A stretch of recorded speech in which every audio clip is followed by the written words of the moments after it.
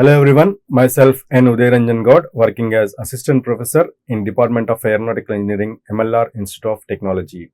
So in the last session, we discussed about stress analysis, so how to calculate the shear flow when the wing section is subjected to torsion. Now in the present session, we'll see the cutouts in fuselage and wing. And the learning outcomes in this module are students are able to analyze cutouts in fuselage and wing, and they can able to solve problems on cutouts. So coming to the cutouts in fuselage. So what are these cutouts? So when you look at the aircraft surface, and if there are no cutouts or openings, the surface will be uniform, okay, and there is not going to be find more stresses on the surface. But as in the, if you look at into the practical exposure of aircraft surfaces, we need openings. So for example, we need openings for to make the provisions of doors or windows, or the landing gear will be retracted into the belly of the fuselage. So therefore you need an opening for even the landing gear, that is opening retraction as well as the extension. And also you need opening for even for the installation of the wing, and you need opening for providing the control surfaces. So like that, if you look into this one, and you need opening for the cockpits. So all these things when you see, so you need openings. So these all openings are nothing but we call them as cutouts. Okay, so cutouts are necessary for wings and fuselage. So therefore what happens here, whenever without cutouts, the stress will be uniform. Now when you make a provision, that is when you make a opening and made a cutout, then the stress is going to be redistributed at the vicinity of the cutouts. So therefore it is very important to us to calculate the stresses at the cutouts, because it is going to be redistributed. It is not going to be uniform like the surfaces without cutouts. So it is necessary to provide openings in these closed stiffened shells, for example doors, cockpits, discontinuities in the otherwise continuous shell structure, so that the loads are redistributed in the vicinity of the cutout. Thereby they are going to affect the loads in the skin, stringers as well as the frames. So that's the reason we need to analyze what are the effect of these cutouts in the components, major components of like wings and as well as the fuselage. So the effect of smaller cutouts, such as those required for rows of windows in passenger aircraft, are shown in figure.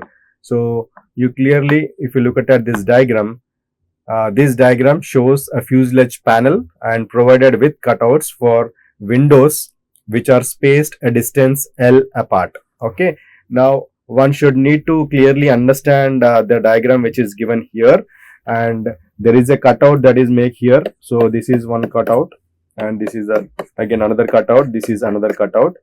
So let's try to represent the shear flows around these cutouts.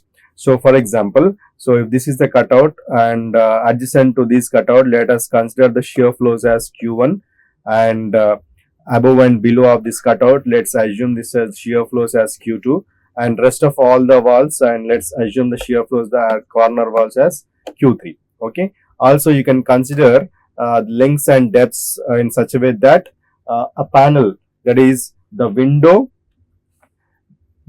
cutout in the window and its adjacent panel is considered as total length. So from here to here, that is the cutout in the window and its adjacent panel, together it is considered as length L. Okay, that is taken as length L, and let us assume that this length from here to here, it is L1, and the cutout length in the cutout, that you will take it as LW. So that what you can assume here, it is the length of this cutout is nothing but L equals to L1 plus LW. Similarly, if you look in the depth, and the main cutout here, you can assume it as DW, okay, from here to here, and the adjacent panel depth also you can consider, that is D1. So together adjacent panel depth and the actual cutout depth, together it is taken as D. So D is taken as D1 plus DW. Okay, and then the average shear flow, you can consider the average shear flow equal and opposite on all the four sides, that is taken as Q average. Okay, so now what we need to do is, the panel is subjected to an average shear flow, and that is Q average, and which would be the value of the shear flow in the panel without cutouts. So if the cutouts are not there, so this average value would have been there, but as we know that we need cutouts in wings and fuselage sections, so therefore we need to find out the analysis for the average shear flow when the cutouts are made. So therefore, to find out that, what we are doing here, it is we are considering the horizontal length of the panel through the cutouts, and we see that the horizontal length of the panel. So when you consider the horizontal length of the panel here, horizontal length of the panel, so Q average is the average shear flow, and that should be equals to from here to here. So from here to here, what you can consider is Q1. So Q1 is the shear flow, and it should be multiplied with the length. So when you consider this panel, so Q1 is the shear flow, and then the length, it should be multiplied with nothing but L1. So the Q average into, and again the Q average is the shear flow, you need to convert it into force by multiplying its respective length. So for average, you can consider from here to here, that is the length you can consider it as L. So therefore Q average into L, that should be equals to Q1 into L1. So that is the first equation we write. Okay, Q1 L1 equals to Q average into L. So that from this equation you can write Q1 is equals to L by L1 into Q average. Now if you consider the vertical length of the panel,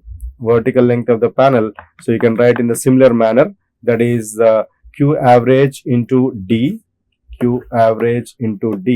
that is equals to, and you can write what you can write here is nothing but again Q2 is the shear flow that you can write through the depth.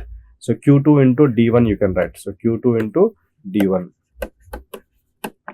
So therefore you can write from this equation, that is again Q2 is equals to D by D1 into Q average.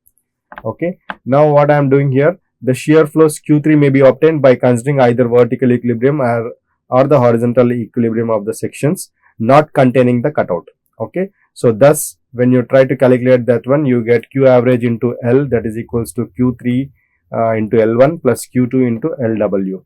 And now you need to solve for all these equations, and Q3 you can substitute for Q2 from the previous equation, and you can write the expression for Q3 as 1 minus dW by D1 LW by L1 into Q average. So this is how we calculate the shear flows Q1, Q2, Q3 when the cutouts are made.